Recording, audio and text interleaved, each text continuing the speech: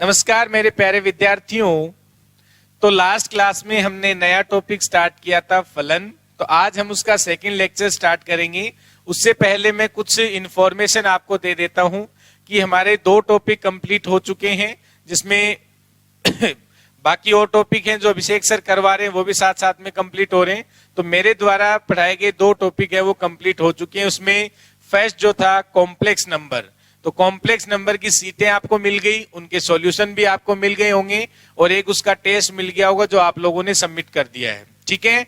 और जो second topic था हमारा मैट्रिक्स एंड डिटरमिनेंट, वो भी कंप्लीट हो गया है, उसकी सीटें आपको मिली हुई है, उसको आप सोल्व करके रखें। 1-2 दिन में उसके आपके सॉल्यूशन मिल जाएंगे। ठीक है बच्चों। और कल या परसों में आपको उसका टेस्ट भी मिल जाएगा। और जो हमने नया टॉपिक स्टार्ट किया है उसकी सीट आपको कल ऐप पे अवेलेबल हो जाएगी। ठीक है। तो हमने ये जो कोर्स शुरू किया था तो इसकी प्राइस हमने 1100 रुपए रखी थी, जो शुरुआत के जो 500 स्टूडेंट हैं उनके लिए। तो वो लगभग कंप्लीट होने वाले हैं। तो जो बच्चा इंटरेस्टेड है वो अपना कोर्स है वो जल्दी से जल्दी खरीद सकता है। बाद में हो सकता है कि इस कोर्स की प्राइस बढ़ जाए, क्योंकि इसमें जो कॉस्ट है वो ज्यादा आती है, सर्वर ज्यादा अगर ज्यादा लोग जुड़ते हैं तो फिर सर्वर भी हमें खरीदना पड़ता है, तो कॉस्टिंग थोड़ी ज्यादा आती है। तो हो सकता है कि उसकी प्राइस बढ़ जाए। तो जो बच्चा इंटरेस्टेड है, जिसे लगता है कि भाई हमें यहाँ से कुछ अच्छा कंटेंट मिल सकता है, तो वो बच्चा आके यहाँ पे ज्वाइन कर सकता है। ठीक है। और वीडियोस, जो डेमो वीडियोस हैं वो यूट्यूब चैनल पे डले हुए हैं, आप जाके देख सकते हैं। और जिन बच्चों ने कोर्स लिया है आप उन बच्चों से जाके पूछ सकते हैं। ठीक है बच्चों। अब आज जो हम स्टार्ट करने वाले हैं और जो ऐप का नाम है अपना, यानी कि आरपीएससी एग्जाम विद एके नाम से जो ऐप है उसको डाउनलोड कर सकते हैं और उस पे जाके कोर्स को परचेज कर सकते हैं। ठीक है। आपको सारा कंटेंट वहां अवेलेबल होगा और पूरा सिलेबस करवाया जाएगा। ठीक है। और उसमें जो भी आपके यानी मैथमेटिक्स तो करवाया जाएगा, उसके साथ में जो टीचिंग मेथड है उसके जो क्वेश्चंस आते हैं वो भी साथ में होंगे उसमें। ठीक है। तो इसलिए आप उस पे जाके अपना कोर्स है वो खरीद सकते हैं। तो आज हम स्टार्ट कर रहे हैं फंक्शन यानी फलन का सेकंड लेक्चर। तो बच्चों जो फर्स्ट लेक्चर में हमने किया था उसको मैं एक बार रिवाइज करवा देता हूं। उसमें सबसे पहले हमने यानी अंतराल क्या होता है यानी इंटरवल के बारे में डिस्कशन किया था। फिर इंटरवल के जो टाइप्स हैं यानी अंतराल के जो टाइप्स हैं उनके बारे में हमने लिखा था। ठीक है बच्चों। फिर उसके बाद हमने फलन यानी फंक्शन की डेफिनेशन डिफाइन की थी। उसमें फलन का प्रांत क्या होता है, सह प्रांत क्या होता है, परिसर क्या होता है। और हमने फिर देखा था कि किसी भी फलन को यानी ग्राफिकली यानी ज्योमेट्रिकली कैसे देख सकते हैं, तो वो भी हमने लिखा था लास्ट में। ठीक है। तो एक बार उसको रिवाइज कर लेते हैं, देन अपन आज का लेक्चर स्टार्ट करते हैं। तो देखो बच्चों, इसमें हमने सबसे पहले फलन की डेफिनेशन लिखी थी कि ए और बी दो अगर एरिक समुच्चय हैं तो एक नियम ए से बी में, एक नियम एफ ए से बी में फलन कब होता है, जब वो 2 कंडीशन सेटिस्फाई करे। 2 कंडीशन हमने क्या बनाई थी कि सर ए के प्रत्येक अवयव का प्रतिबिंब बी में मिलना चाहिए, यानी ए में जो भी एलिमेंट होगा उस हर एलिमेंट का प्रतिबिंब है वो बी में मिलना चाहिए। सेकंड क्या था कि सर प्रतिबिंब होना चाहिए, यानी अद्वितीय प्रतिबिंब होना चाहिए। इसका मतलब क्या था कि ए के 2 अवयव, ए का एक अवयव बी के 2 अवयव पे मैप नहीं हो सकता, यानी ए का एक अवयव बी के 2 अवयव पे मैप नहीं हो सकता, वरना वो फलन नहीं बनेगा। तो ये फलन की डेफिनेशन थी। फिर सर एफ ए से बी में जो रूल हमने डिफाइन किए 2, अगर उसको सेटिस्फाई करता है तो जो एफ है वो ए से बी में फलन बन जाता है। ठीक है। और ए है वो सर फलन एफ का प्रांत होता है और बी जो है वो फलन एफ का सह प्रांत होता है। ठीक है बच्चों। और सर हमने एक डेफिनेशन और लिखी थी परिसर। तो परिसर का मतलब क्या था कि सर ए के जो एलिमेंट हैं उनके रेस्पेक्ट में जो हमें एफ एक्स की वैल्यू मिलती है बी में, तो उन सब एलिमेंट यानी अवयवों का जो समुच्चय होता है वो हमारा परिसर होता है। तो सर हमने उसको डिनोट किया था f of a equals to x, और एक्स हमारा कहां से, यानी f of a equals to f x, और एफ एक्स किस में जाएंगे, बी में, और sir x belongs to A. तो ये जो समुच्चय है ये हमारा क्या कहलाता है, परिसर कहलाता है। और ए को सर हम कहते हैं प्रांत एफ का, और बी को सर हम एफ का सह प्रांत कहते हैं। तो यहां से हमने लिखा था जो ए है यानी सर इसका जो परिसर है, तो जो परिसर में एलिमेंट्स हैं वो कभी भी प्रांत से ज्यादा नहीं हो सकते सर, वो कभी भी प्रांत से ज्यादा नहीं हो सकते। लेकिन जो परिसर है वो प्रांत का उपसमुच्चय होना जरूरी नहीं है, केवल हम उनके एलिमेंट काउंट कर सकते हैं कि परिसर में जो नंबर ऑफ एलिमेंट हैं, यानी अवयवों की जो संख्या है वो प्रांत में जो एलिमेंट है उनसे ज्यादा नहीं हो सकती, ज्यादा से ज्यादा उसके बराबर हो सकती है। ठीक है, अब देखो, अब हमें आगे फिर क्या देखा था कि सर जो हमारे पास परिसर है, तो जो परिसर में नंबर ऑफ एलिमेंट्स यानी अवयवों की जो संख्या है वो प्रांत से ज्यादा नहीं, सॉरी सह प्रांत से ज्यादा नहीं हो सकती। तो सेकंड रिजल्ट दिखा था कि सर परिसर में जो अवयवों की संख्या है वो सह प्रांत से या तो इक्वल होती है या उसके कम होती है, या तो इक्वल रहेगी या उससे कम रहेगी। ठीक है, और फिर हमने देखा था इसमें कि परिसर है वो हमेशा सह प्रांत का उपसमुच्चय होता है। जो परिसर है वो हमेशा सह प्रांत का क्या होता है, उपसमुच्चय होता है। ये सारे रूल हमने लिख लिए थे। ठीक है, फिर मैंने कहा था कि अगर कोई प्रतिबिंब है, एफ ए से बी में प्रतिबिंब है, एफ ए से बी में कोई प्रतिबिंब है, और अगर हमें मान लो इस एफ का कोई भी कर्व या वक्र, जो हमें उसका कर्व या वक्र है वो अगर हमें पता हो तो हम इसको ग्राफिकली कैसे देख सकते हैं। तो मैंने आपको बताया था कि जो ए है उसको हम ड्रॉ कर लेते हैं एक्स एक्सिस पे, और जो बी है उसको हम ड्रॉ कर सकते हैं वाई एक्सिस पे। ये जो ए है उसको एक्स एक्सिस पे ड्रॉ कर लिया और बी है उसको हमने वाई एक्सिस पे लिख लिया। तो अगर हमें मान लो ये जो एफ डिफाइन है प्रतिबिंब या कोई भी वक्र है या कोई कर्व है, अगर हमें इसका ग्राफ पता है तो हम ग्राफिकली फलन कैसे चेक कर सकते हैं। सर अगर हमें ग्राफ पता है, मान लो किसी भी वक्र का या कोई भी वक्र या कर्व इस टाइप से है, ये है, ठीक है, इस तरीके से डिफाइन है, यानी जैसे जैसे एक एक्स की वैल्यू, ए की वैल्यू बढ़ रही है यानी उसके प्रांत की वैल्यू बढ़ रही है, वैसे वैसे बी की वैल्यू बढ़ रही है। तो मैंने आपको बताया था कि अगर हमें चेक करना है कि ये हमारे पास कोई कर्व या वक्र कर्व दे रखा है, ये फलन है या नहीं, तो हमें इसको ग्राफिकली कैसे देख सकते हैं। तो मैंने आपको ये बताया था कि अगर आप उसके वाई एक्सिस के पैरेलल अगर कोई लाइन ड्रॉ करते हैं, तो वाई एक्सिस के पैरेलल अगर हम लाइन ड्रॉ करते हैं तो वो उस वक्र को एडिट यानी एक पॉइंट पे कट करना चाहिए, केवल और केवल एक पॉइंट पे कट करे, यानी कट नहीं करेगा तब भी वो क्या नहीं होगा, फलन नहीं होगा, और अगर एक से ज्यादा बिंदु पे कट करेगा तब भी वो फलन नहीं होगा। ऐसा क्यों होता है, मैंने बताया था आपको कि मान लो अगर मेरा वक्र ऐसा है, ये है, तो यहां अगर मैं वाई एक्सिस के पैरेलल अगर लाइन ड्रॉ करता हूं तो ये एक से ज्यादा पॉइंट पे कट कर रहा है इस कर्व को। अगर एक वक्र को एक से ज्यादा पॉइंट पे कट कर रहा है तो ये फलन नहीं हो सकता। क्यों सर, क्योंकि यहाँ पे ये जो x1 है ये कोई पॉइंट है जो इसकी दो इमेज मिल रही है हमें, यानी x1 का एक इमेज तो ये हो गया, यहाँ पे जो भी है, ये जो भी इधर मान लो y1 है और एक आपका प्रतिबिंब है ये y2 हो गया। तो सर अगर एक अवयव की दो प्रतिबिंब मिल जाते हैं तो वो तो फिर फलन ही नहीं रहता है।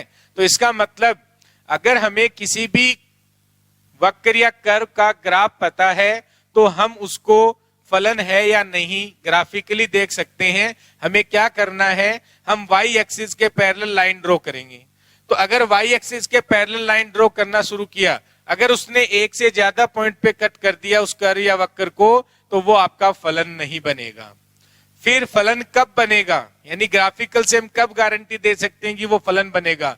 तो मैंने क्या कहा आपसे कि वो वाई एक्सिस के पैरेलल जब भी आप लाइन ड्रॉ करो तो वो वक्र को एक पॉइंट पे कट करना चाहिए, यानी एक पॉइंट पे, एग्जैक्टली वन पॉइंट पे। अगर कट नहीं करेगा तब भी वो फलन नहीं होगा, अगर वो एक से ज्यादा पॉइंट पे कट करेगा तब भी वो फलन नहीं होगा। अगर केवल और केवल एक बिंदु पे कट करता है तो वो क्या बन जाएगा, अगर कोई भी लाइन है वाई एक्सिस के पैरेलल, अगर वो उस कर्व को केवल और केवल एक बिंदु पे कट करती है, कोई भी लाइन ड्रॉ करते हो, तो वो क्या बन जाता है, फलन। अब देखो यहां ये ठीक है, लेकिन देखो सर मैं यहां जब लाइन ड्रॉ कर रहा हूं, ये भी तो लाइन वाई एक्सिस के पैरेलल है, लेकिन ये तो इसको एक भी बिंदु पे कट नहीं कर रही है। इसका मतलब सर ये जो आपका कर्व है ये जो आपका कर्व है या वक्र है, इसको अगर ये फलन होना चाहता है तो इसका जो प्रांत है वो आपको ये रखना होगा, यानी जो प्रांत है वो ये रखना होगा, यानी 0 से इन्फिनिटी। सर इसका जो प्रांत है वो आपको 0 से इन्फिनिटी रखना होगा, यानी ये जो आपका कर्व है, ये आपका जो वक्र है वो तभी फलन बन सकता है जब इसका जो प्रांत है वो 0 से इन्फिनिटी हो, तब ये कट करता रहेगा एग्जैक्टली एक पॉइंट पे, यानी केवल और केवल एक बिंदु पे कट करेगा। लेकिन सर जैसे ही मैं 0 से इधर आऊंगा तो अगर आप लाइन ड्रॉ करेंगे तो एक भी बिंदु पे कट नहीं करेगा, तो सर वो भी फलन नहीं होगा। तो बच्चों अगर आपको किसी भी कर्व का या वक्र का ग्राफ पता है, अगर आपको कोई अगर प्रतिबिंब दे रखा है, उसका कर्व या वक्र आपको पता है, तो आप चेक कर सकते हैं कि वो फलन है या नहीं है। आप वाई एक्सिस के लाइन ड्रॉ कीजिए, अगर वो केवल और केवल एक बिंदु पे जब तक कट कर रही है उसको, तो उस एरिया में तो वो क्या बन सकता है, फलन बन जाएगा। और अगर वो कहीं भी कट नहीं करे तब भी फलन नहीं है, और एक से ज्यादा पॉइंट पे कट करे तब भी वो फलन नहीं है। तभी तो हम कहते हैं कि प्रतिबिंब है वो हमेशा यूनिक होना चाहिए। ठीक है, तो ये हम लास्ट में कर चुके थे, लास्ट क्लास में। अब हम आगे बढ़ते हैं। तो ये समझ में आ गया था सबको। तो अगर आपके पास ग्राफ पता है तो आप चेक कर सकते हैं कि वो फलन है या नहीं है, वो फलन है या नहीं है। क्योंकि देखो मान लो अगर आपसे ये कहा जाए, अगर आपसे ये कहा जाए कि भाई ये जो आपको ये ग्राफ दे दिया, ठीक है, ये आपको पता है कि ये ग्राफ आपको किसी भी कर्व का ग्राफ दे दिया, अब आपको चेक करना है कि ये फलन है या नहीं है। तो आप क्या करोगे, वाई एक्सिस के पैरेलल लाइन ड्रॉ करेंगे। सर देखो सर हम पूरे रियल लाइन पे, इधर आर ये प्लस इन्फिनिटी की ओर जा रहा है, इधर सर ये माइनस इन्फिनिटी की ओर जा रहा है। तो हम इसमें कोई लाइन ड्रॉ कर रहे हैं सर वाई एक्सिस के पैरेलल, तो एग्जैक्टली 1 पॉइंट पे ही कट कर रहा है। तो इसका मतलब सर ये जो आपका कर्व है, ये हमें वक्र जो हमारा, ये पूरे आर पे क्या है, फलन है, यानी पूरे रियल लाइन पे ये फलन है। तो ये आप डिसाइड कर सकते हैं ग्राफ की सहायता से भी। आप वाई एक्सिस के पैरेलल लाइन ड्रॉ कीजिए, अगर वो कहीं भी कट नहीं कर रहा है तब भी वो फलन नहीं है, अगर वो एक से ज्यादा पॉइंट पे कट कर रहा है तब भी वो फलन नहीं है। तो केवल और केवल एक बिंदु पे कट करना चाहिए वो कर्व वक्र को। कौन, वाई एक्सिस के पैरेलल जो आप लाइन ड्रॉ करते हो। ठीक है, तो अब ये जरूरी नहीं है कि ये फलन नहीं है। ये फलन कब नहीं है, जब आप प्रांत है वो पूरा रियल लाइन लेते हो। लेकिन अगर आप प्रांत 0 से इन्फिनिटी ले लेते हो तब ये क्या बन जाएगा, फलन बन जाएगा। लेकिन अगर प्रांत आपने आर ले लिया तो अब आपका ये भी आ जाएगा प्रांत के अंदर। तो यहां जब आप लाइन ड्रॉ करोगे तो वो क्या नहीं होगा, इस कर्व को, वक्र को एक भी पॉइंट पे वो कट नहीं करेगा। तो ये ध्यान रखना जरूरी था। ठीक है बच्चों, अब देखते हैं कि आगे फलन में हमें जो कुछ एग्जाम्पल लेते हैं, उनका प्रांत और परिसर कैसे निकालते हैं, बेसिक एग्जाम्पल लेते हैं और बाकी अपन बाद में करेंगे। फिर जो फलन के टाइप्स हैं उन पे आते हैं। ठीक है बच्चों, तो प्रांत कैसे निकालते हैं, मैंने कल प्रांत की डेफिनेशन भी दी थी आपको। प्रांत की डेफिनेशन दी थी मैंने। प्रांत क्या होता है, तो x के सभी संभव मानों का समुच्चय, यानी x के सभी संभव मानों का समुच्चय जिसपे हम y की वैल्यू फाइंड कर सके, है ना। यानी x के उन सभी मानों का समुच्चय, मैंने कल डेफिनेशन दे दी थी आपको।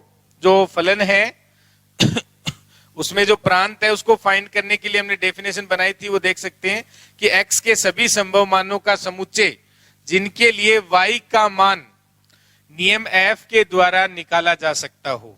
जो नियम डिफाइन होगा उसके द्वारा हम क्या निकाल सकते हैं, y का मान। तो x के उन सभी मानों का समुच्चय जिनके द्वारा y का, जो y का मान है, नियम f के द्वारा निकाला जा सके। अगर हमारा y इक्वल्स टू fx अगर कोई भी फलन है या नियम है तो उसकी हेल्प से हम प्रांत निकाल सकते हैं। और प्रांत अगर हमारे पता है तो x के मानों के रेस्पेक्ट में जो y के मान आते हैं, तो y के मानों का जो समुच्चय होता है वो हमारा परिसर बन जाता है। y के मानों का जो समुच्चय वो क्या बन जाता है, परिसर बन जाता है। तो ये हमने कल देख लिया था। अब आगे कंटिन्यू करते हैं, कुछ एग्जाम्पल लेते हैं, आप मेरे को बताएं फटाफट। देखो कुछ बेसिक एग्जाम्पल सीखते हैं पहले। तो लिखें first, y equals to x square. फिर सेकंड लिखें y equals to x square plus 1, third लिखें y equals to under x. तो पहले सिंपल सिंपल एग्जाम्पल करते हैं, बाद में आते हैं। देखो हमें फर्स्ट एग्जाम्पल दिया गया है y equals to x square, तो हमें इसका ग्राफ भी पता होना चाहिए, तो कुछ ग्राफ सीखने की हम कोशिश करते हैं साथ साथ में। और देखो y equals to x square, y equals to x square, तो हम बच्चों इसका ग्राफ जानते हैं, तो पहले इसका प्रांत देखते हैं। तो प्रांत अगर हमें देखना है तो बच्चों एक तो है कि अगर आपको इसका ग्राफ पता है तो आप ग्राफ से भी प्रांत डिसाइड कर सकते हैं। मैंने बताया ना आपको भी कि अगर किसी भी कर्व का अगर आपको ग्राफ पता है तो हमें जानते हैं y equals to x square, जो y equals to x square parabola है इसका हम ग्राफ देखें तो क्या आएगा, इसका ग्राफ है वो ये आता है, आप सबको पता है यूं, ठीक है। तो एक तो है कि मैंने बताया था कि जब आप y एक्स के पैरेलल लाइन ड्रॉ करो, तो अगर y एक्सिस के पैरेलल लाइन ड्रॉ करोगे जैसे ही, तो ये पूरे रियल लाइन पे आप कहीं भी लाइन ड्रॉ कर लो y एक्सिस के पैरेलल, तो ये इस कर्व को एक केवल और केवल एक बिंदु पे कट कर रही है हर लाइन। तो सर इसका मतलब तो ये पूरी रियल लाइन जो है ये इसका प्रांत बन जाएगा। और वैसे भी देखो आप कि अगर मैं x को कोई भी वास्तविक संख्या लेता हूं तो इसको कोई भी दिक्कत नहीं होगी क्योंकि इसकी वैल्यू आ जाएगी यहाँ पे। तो सर इसका जो प्रांत है वो क्या बन जाएगा, जो प्रांत है वो मेरा सर पूरा r बन जाएगा, प्रांत है वो पूरा r बन जाएगा। अब परिसर की बात करते हैं, अब किसकी बात करते हैं, परिसर। तो परिसर क्या होता है बच्चों, कैसे फाइंड करेंगे, देखो कि सर हमें जो एक्स स्क्वायर है इसकी वैल्यू हमेशा ग्रेटर देन इक्वल टू 0 होती है, चाहे आप कोई भी रियल नंबर ले लें for all x belongs to R के लिए। भाई स्क्वायर करेंगे ना यहाँ पे, तो अगर स्क्वायर करेंगे तो आप कोई भी रियल नंबर ले लें उसका स्क्वायर या तो 0 हो सकता है या उससे बड़ा रहेगा, 0 या 0 से बड़ा होगा। और 0 कब होता है, जब आप x को 0 ले लेते हैं। तो यहां से हमारे पास आ गया कि सर y है वो ग्रेटर देन इक्वल टू 0 होगा। तो इसका मतलब जो इसका y का मान होता है वो हमारा परिसर होता है। तो y का मान क्या आ गया, यहां से y का मान आ गया सर 0 से इन्फिनिटी। और इस सेट को हम क्या कहते हैं, इस समुच्चय को क्या कहते हैं सर, अऋणात्मक वास्तविक संख्याओं का समुच्चय। ये क्या आ गया हमारे पास, अऋणात्मक वास्तविक संख्याओं का समुच्चय, जिसे हम परिसर कहते हैं। तो सर जो हमारे पास y equals to x square जो फलन है इसका ये तो ग्राफ बनेगा, ये थोड़ा कर्व सही बना लेना भाई, ये इसका क्या बनेगा, ग्राफ बनेगा। और इसका जो प्रांत है पूरा रियल लाइन होगा यानी वास्तविक संख्याओं का समुच्चय होगा। और इसका जो परिसर है वो अऋणात्मक वास्तविक संख्याओं का समुच्चय बन जाएगा, ठीक है। तो ग्राफिकली भी देख सकते हैं या आपको पता है कि आप कोई भी x ले उसके लिए y का मान निकालना संभव है। तो ऐसे x के मानों का समुच्चय क्या होता है, हमारा प्रांत होता है, ठीक है बच्चों। ऐसे ही हम यहाँ पे देखें तो यहाँ भी x आप कुछ भी ले सकते हो, कोई दिक्कत नहीं होगी, x की वैल्यू कुछ भी रखें। तो यहाँ जो प्रांत है, क्योंकि हर x के मान के लिए y का मान मिल जाएगा आपको, तो सर प्रांत है वो क्या आ जाएगा, पूरा r आ जाएगा। अब परिसर क्या होगा, यहाँ पे हमें परिसर फाइंड करना है। तो परिसर के लिए हमें पता है सर एक्स स्क्वायर होता है वो ग्रेटर देन इक्वल टू 0 होता है। आप कोई भी रियल नंबर ले लें, भले आप कोई भी रियल नंबर लें, एक्स स्क्वायर का जो मान है वो हमेशा 0 से बड़ा या बराबर होता है। अब सर दोनों साइड अगर हम 1 ऐड कर दें तो ये बन जाएगा x square plus 1 greater than equal to 1 बन जाएगा। और ये वैल्यू क्या है, y, तो सर y है वो ग्रेटर देन इक्वल टू 1 हो गया। तो बच्चों y के मानों का समुच्चय क्या होता है, हमारा परिसर होता है। तो सर परिसर जो आ गया, जो हमारे पास परिसर है वो क्या आ गया बच्चों, वो आ गया सर 1 से लेके इन्फिनिटी तक, 1 से लेके इन्फिनिटी तक, जहां 1 मेरा क्या है, इंक्लूड है। ये सारी चीजें हमने कल पढ़ ली थी, जो भी अंतराल है इन इंटरवल के बारे में और उनके जो टाइप्स हैं उनके बारे में, ठीक है। अब देखो इसका अगर हमें ग्राफ बनाना हो y equals to x square plus 1, तो इसका ग्राफ क्या बनेगा सर, ये 0 पे हमें 1 दे रहा है, तो यानी इसका जो ग्राफ बनता है वो आप देख सकते हैं इस टाइप से बनता है। यहाँ पे ये लिख लेना, यूं बनेगा, ठीक है, यूं चलता रहेगा। तो आप वैसे आप इसका ये 0 पे वैल्यू क्या दे रहा है, 0 पे 1 दे रहा है, तो ये 0,1 पॉइंट हो गया आपका, ठीक है। तो ये ग्राफ इसका बनता है। और आप देख लो y एक्सिस के पैरेलल कोई भी लाइन ड्रॉ करो, ये केवल और केवल एक बिंदु पे कट करेगी इस वक्र को, हर लाइन। तो यानी सर आप ग्राफिकली भी देख सकते हो कि ये फलन है, पूरे रियल लाइन पे ये फलन है। ठीक है, पूरे रियल लाइन पे क्या है, ये फलन है। ये ध्यान रखना था हमें। ठीक है, अब देखो जो नेक्स्ट है y equals to under x, y equals to under x। तो ये दोनों समझ में आ गए आपको, दोनों के आप ग्राफ भी समझ ले साथ साथ में, और इनका जो प्रांत क्या होता है और जो परिसर है वो क्या होता है वो भी आप देख सकते हैं। तो नेक्स्ट जो एग्जांपल है y equals to under x, इसके बारे में देखें। नेक्स्ट एग्जांपल जो है y equals to under x।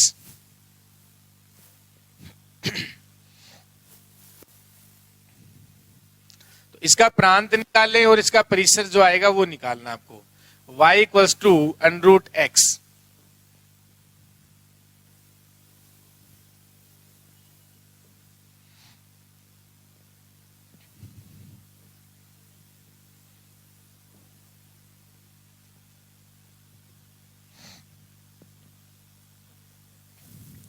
तो नेक्स्ट लिखें y equals to under x, y equals to under root में x। अब देखो बच्चों, यहां पे अगर मैं x को ऋणात्मक वास्तविक संख्या लेता हूं, अगर मैं x को ऋणात्मक वास्तविक संख्या लेता हूं तो यहाँ पे मेरे पास कॉम्प्लेक्स नंबर आ जाएंगे। और सर अगर कॉम्प्लेक्स नंबर आ गए तो हमें जो ये जो वक्र डिफाइन है वो हम किस पे डिफाइन कर रहे हैं, पूरे रियल लाइन पे बात कर रहे हैं अपन, यानी r से r में बात कर रहे हैं। ये जितने भी फलन है हम कहां पढ़ रहे हैं, वास्तविक संख्याओं के समूचे पे, वास्तविक संख्याओं के समूचे पे। जो a और b हम ले रहे हैं वो क्या ले रहे हैं, a और b वास्तविक संख्याओं का जो समूचे है उसके दो उप समूचे हैं, वास्तविक संख्याओं का जो समूचे है उसके दो उप समूचे हैं। तो अगर b मेरा जो आप डिफाइन कर रहे हो यानी जो y है, तो y equals to f x होगा, यही फलन होता है। f जो नियम होता है वो सर a से b में होता है। तो a और b क्या है, a और b इसके a इसका प्रांत होता है और इसका सह प्रांत होता है, और ये दोनों क्या है, वास्तविक संख्याओं के जो समुच्चय है उसके दो उपसमुच्चय हैं। ठीक है, तो हम रियल लाइन पे बात कर रहे हैं। अब अगर ऐसा है तो y equals to under x, तो सर अगर मैं यहाँ पे रियल नंबर डिफाइन करता हूं, नेगेटिव वास्तविक संख्या यानी ऋणात्मक वास्तविक संख्या, तो मेरे पास कॉम्प्लेक्स नंबर आएगा। तो सर वो तो हमारे पास इसमें नहीं आएगा, b में कभी भी। तो यानी a में ऐसे रियल नंबर मिल गए जिसकी इमेज यानी प्रतिबिंब ही नहीं मिल रहा। तो इसका मतलब सर यहाँ पे अगर हमें प्रांत निकालना है तो ये x है वो क्या होना चाहिए, x है वो मेरा 0 हो सकता है, और धनात्मक वास्तविक संख्याओं का समुच्चय, धनात्मक वास्तविक संख्याओं का समुच्चय। तो यानी सर जो इसका प्रांत है वो ये इसका प्रांत बन जाएगा। ये क्या बन जाएगा, इसका प्रांत। या इसको हम ऐसे भी लिख सकते हैं 0 से इन्फिनिटी, 0 से इन्फिनिटी, 0 से इन्फिनिटी। और इसी को क्या बोलते हैं, अऋणात्मक वास्तविक संख्याओं का समुच्चय। तो सर जो हमारा फलन है y equals to under x, इसमें हम नेगेटिव यानी ऋणात्मक वास्तविक संख्या नहीं ले सकते। अगर हमने ऋणात्मक वास्तविक संख्या ली तो ये यहां से कॉम्प्लेक्स नंबर बन जाएगा, तो ये b में नहीं मिलेगा। तो यानी कि एक नेगेटिव नंबर जो होंगे उनकी इमेज नहीं मिल रही, यानी उनका प्रतिबिंब हमें नहीं मिल रहा। तो इसका जो प्रांत है वो सर अऋणात्मक वास्तविक संख्याओं का समुच्चय बन जाएगा। ठीक है बच्चों, अब हमें इसका परिसर निकालना है और चेक करना है कि जो y equals to under x है इसका ग्राफ क्या होगा। तो बच्चों आप बताओ, इसका अगर मैं स्क्वायर कर दूं तो y स्क्वायर इक्वल्स टू क्या हो जाएगा, x हो जाएगा। y स्क्वायर इक्वल्स टू क्या हो जाएगा, x हो जाएगा। तो y square equals to x है, तो हम किस पे बात कर रहे हैं, हम सर यहाँ पे ये जो हमारा प्रांत है वो कहाँ होगा, 0 से इन्फिनिटी। तो इस लाइन पे ड्रॉ करेंगे हम जो भी ग्राफ होगा, क्योंकि जो प्रांत है उसको हमेशा x एक्सिस पे ड्रॉ किया जाता है यानी प्रेजेंट प्रदर्शित किया जाता है, और जो मेरा सह प्रांत होता है उसको हम y एक्सिस पे लेते हैं, जो सह प्रांत होता है उसको हम y एक्सिस पे लेते हैं। यही करते हैं कि नहीं करते हैं। तो अगर हम y square equals to x लेंगे तो इसका ग्राफ क्या होता है, सर इसका ग्राफ तो ऐसा होता है, इसका ग्राफ तो ऐसा बनता है। लेकिन आप एक बात बताओ, अगर y equals to under x है तो y इक्वल्स टू बच्चों, तो यहां से सर हमें अभी आपने बताया था इसका प्रांत ये है। तो अगर ये प्रांत है तो इसमें अगर हम y एक्सिस के पैरेलल लाइन ड्रॉ करेंगे तो ये तो फलन ही नहीं बन रहा। अगर हम y एक्सिस के पैरेलल लाइन ड्रॉ करेंगे तो ये तो फलन ही नहीं बन रहा ना। तो ये y square equals to x का तो यही होता है वक्र। लेकिन सर अगर y square equals to x होता है तो यहां से हमें पता है कि जब अलजेब्रा में हम बात करते हैं तो वहां जो अंडरूट एक्स स्क्वायर होता है वो हमेशा मोड एक्स बाहर निकलता है। ये हमेशा ध्यान रखना बच्चों कि जब आप यहाँ नंबर की बात करते हैं अंडरूट 4 तो ये हमेशा क्या आता है +-2 आता है। लेकिन जब अलजेब्रा के एक्स की बात की जाती है तो अंडरूट में एक्स स्क्वायर का मीनिंग क्या होता है मोड एक्स बाहर आता है। मॉडुलस वैल्यू का मतलब क्या हमेशा पॉजिटिव नंबर आता है। तो इसका मतलब सर इसका जो ग्राफ है वो ऊपर वाला ये बनेगा।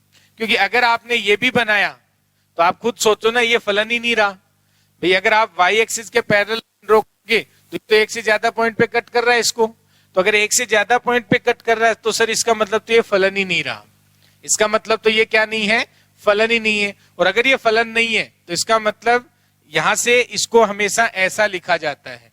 और अगर इसको ऐसा लिखा जाता है तो सर यहां से जब अपन y लेंगे तो ये y जो आएगा हमेशा क्या आएगा पॉजिटिव। y जो है वो हमेशा क्या आएगा पॉजिटिव। तो अगर y पॉजिटिव आएगा तो इसका मतलब ये इसका ये जो ग्राफ है वो कभी नहीं बनेगा, ये कभी नहीं बनेगा। समझ रहे हो? क्योंकि सर अगर हम ये लेते हैं y square equals to x, y square equals to x लेते हैं, यानी वहां हम क्या लेते हैं y स्क्वायर जो y है वो हमारा क्या होता है एक्स। तो यहां तो हमारे पास इसका जो graph y square equals to x जो आता है वो तो हमारा क्या बनता है कि अगर मान लो y square equals to x है तो अब डिपेंड करता है कि हम x की वैल्यू कहां से ले रहे हैं। अब डिपेंड करता है तो x हमारा क्या है धनात्मक वास्तविक संख्याएं हैं। तो अगर ये धनात्मक वास्तविक संख्याएं हैं तो अगर आपने ये लिया तो यहाँ ये फलन नहीं बनेगा। तो फलन बनना इसका मतलब इसका जो ग्राफ होता है कि अंडरूट में एक्स स्क्वायर का मतलब सर होता है मोड एक्स। तो इसका जो ग्राफ बनता है वो ये बनता है बच्चों, इसका जो ग्राफ बनता है वो ये बनता है हमेशा ऊपर वाला ये। तो ये ध्यान रखें ये बनता है, ठीक है। तो यहां तो सर हमारा जो ग्राफ आएगा इस वक्र का वो ये बन जाएगा, ऐसे इन्फिनिटी पे जाता है।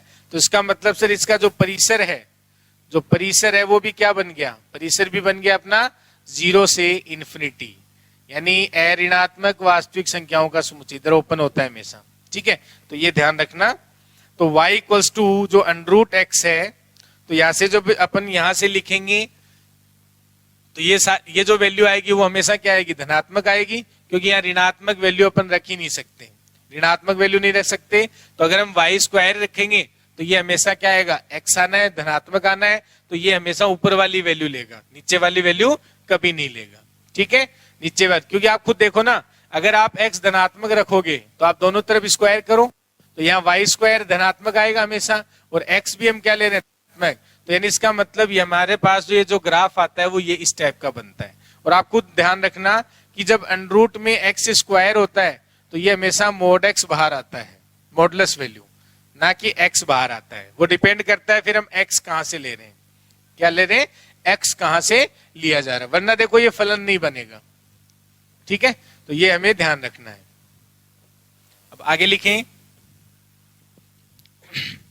अगर y equals to minus under root x होता तो अगर y equals to minus under root x होता तो सर y इक्वल्स टू अगर माइनस का अंडरूट एक्स होता तो x तो अभी भी हम क्या ले सकते हैं, x तो अभी भी हम धनात्मक वास्तविक संख्याएं और 0 ले सकते हैं। तो सर 0 से इन्फिनिटी, तो इसका ये प्रांत हो जाएगा, इसका प्रांत ये हो जाएगा भी x को जो चूज कर सकते हैं, ठीक है। लेकिन सर अब जो y की वैल्यू है वो क्या आ रही है ऋणात्मक। तो यहाँ पे जो इसका जो ग्राफ बनता है बच्चों वो इस टाइप का बनता है, इस टाइप का। तो ये इसका वक्र हो जाता है, ग्राफ हो जाएगा। और यहाँ जो इसका परिसर आएगा, अब देखो परिसर क्या बन रहा है, तो सर परिसर जो आ रहा है वो माइनस इन्फिनिटी से 0, माइनस इन्फिनिटी से 0, तो ये परिसर बन जाएगा। अब इसका जो ग्राफ है वो ये बनेगा, आप खुद चेक कर लो। यानी y एक्सिस के पैरेलल आप कोई भी लाइन ड्रॉ करो एग्जैक्टली 1 पॉइंट पे कट करेगी। लेकिन अगर आपने कोई लाइन यहाँ ड्रॉ कर ली तो अगर यहाँ ड्रॉ किया तो सर ये तो इसका प्रांत ही नहीं है ना, तो यहाँ तो ये फलन नहीं बनेगा। तो ये फलन कहाँ बन रहा है, जहां पे जो y एक्सिस के लाइन पैरेलल जो लाइन ड्रॉ कर रहे हैं वो इसको केवल और केवल एक बिंदु पे कट कर रहा है, वहीं पे ये फलन बन रहा है। आप देख लो, हाँ या ना। लेकिन जैसे इधर वाई एक्सिस के पैरेलल लाइन ड्रॉ की तो ये इसको कट नहीं कर रहा कहीं भी, तो सर इधर वाले एरिया में ये फलन नहीं है, इधर वाले एरिया में ये फलन नहीं है। ठीक है, तो ये ध्यान रखें। तो y इक्वल्स टू √x का ग्राफ और y इक्वल्स टू -√x का जो ग्राफ है वो आपको ध्यान रखना है। इस टाइप के ग्राफ होते हैं और इसके जो प्रांत हैं वो कैसे निकाले जाते हैं और परिसर कैसे डिसाइड करते हैं ये हम यहाँ से देख पा रहे हैं। ये आसान से क्वेश्चन है, आपको डायरेक्ट ध्यान रखने, डायरेक्ट एग्जाम में पूछ लिए जाते हैं, यानी डायरेक्ट एग्जाम में पूछ लिए जाते हैं, तो ये जरूर ध्यान रखें। और ये इसमें कंफ्यूज ना हो भाई कहीं भी, है ना, कि y इक्वल्स टू √x दिया हुआ है तो सर यहाँ पे अगर हम x लिखेंगे तो y की वैल्यू +-√x आएगी, नहीं, यानी जब √x स्क्वायर होता है तो उसको mod x से बाहर लिया जाता है जब आप स्क्वायर करते हैं तो। ठीक है, तो ये जरूर ध्यान रखें दोनों का जब आप स्क्वायर करेंगे, तो इसीलिए इनका जो ग्राफ है वो ध्यान रखना बहुत जरूरी है कि y इक्वल्स टू √x का ग्राफ और y इक्वल्स टू -√x का जो ग्राफ है वो क्या होता है। एक एग्जाम्पल और लिखें, y इक्वल्स टू √ में 1 - x,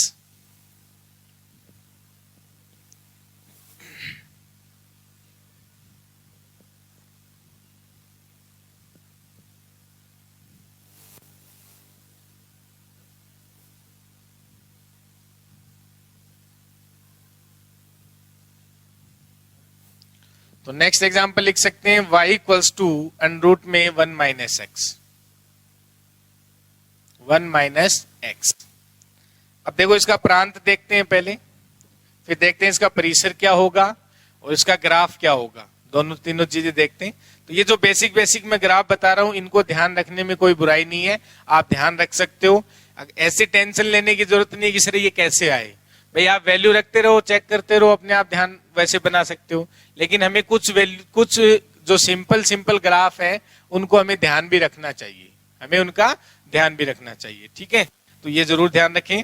और मैंने कहा ना कि जब भी आप ग्राफ बनाते हैं तो जो ग्राफ बन रहे हैं वो फलन है या नहीं है, उसके लिए आप क्या करें, y एक्सिस के पैरेलल लाइन ड्रॉ कर ले, तो वो जो ग्राफ आपने बना रखा है वो उसको केवल और केवल एक बिंदु पे कट करेगी हर लाइन, जो भी आप y एक्सिस के, जहां वो कट नहीं कर रही है इसका मतलब वो उसके में प्रांत नहीं आ सकता। तो प्रांत वो वहीं से डिसाइड हो जाएगा कि जहां जहां वो लाइन कट करेगी, अगर कहीं कट नहीं कर रही है तो इसका मतलब वो फलन कहीं नहीं बनेगा।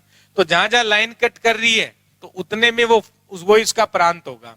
तो आप इससे प्रांत भी डिसाइड कर सकते हैं। जैसे हमने कहा ना, अगर मान लो आपको नहीं पता होता है कि ये किस कर्व का वक्र है, ठीक है, यानी कौन सा फलन दे रखा है या कौन सा आपके पास यहाँ पे फलन दिया है जिसका ये आपको ग्राफ दे रखा है। अब एक बात बताओ, तो इसका आप प्रांत आराम से डिसाइड कर सकते थे कि सर हम y एक्सिस के पैरेलल लाइन ड्रॉ करना शुरू करेंगे तो जहां लाइन नहीं कट करेगी वहां ये फलन नहीं होता है, और जहां लाइन एक से ज्यादा पॉइंट पे कट करेगी तो वहां भी फलन नहीं होता है। लेकिन जहां ये केवल और केवल एक बिंदु पे कट करेगी तो उसका प्रांत बनता रहेगा। तो सर ये देखो, धनात्मक जो वास्तविक संख्याओं का समुच्चय और उसमें यूनियन 0 ले लें अगर, तो वो सारे क्या बन रहे हैं, इसमें प्रांत में आ रहे हैं, वो सारे क्या आ रहे हैं, प्रांत में आ रहे हैं। और इनके करस्पॉन्डिंग, यानी जो x लिए हमने, इनके करस्पॉन्डिंग जो y के मान आ रहे हैं, उन y के मानों का जो समुच्चय है वो मेरा क्या बन रहा है, परिसर बन रहा है। तो आप देख लो y नेगेटिव एक्सिस ये उसमें आ रहा है, तो ऐसे डिसाइड कर सकते हैं अपन।